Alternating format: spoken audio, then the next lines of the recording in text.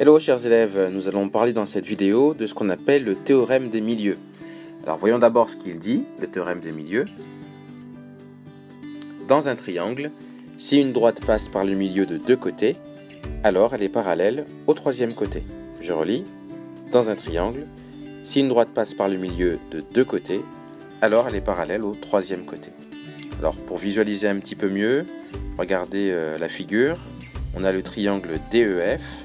On sait que I est le milieu du segment DE.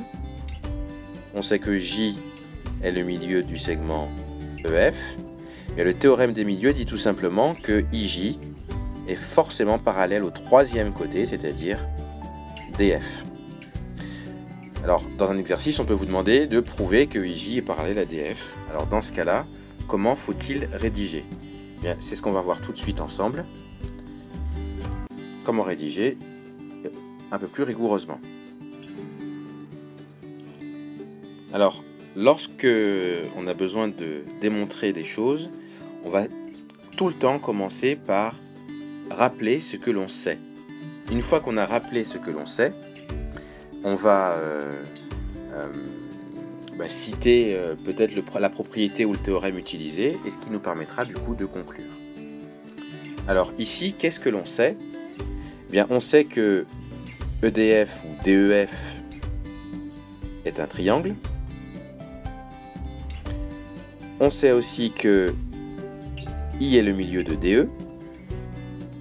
On sait que J est le milieu de EF, du segment EF.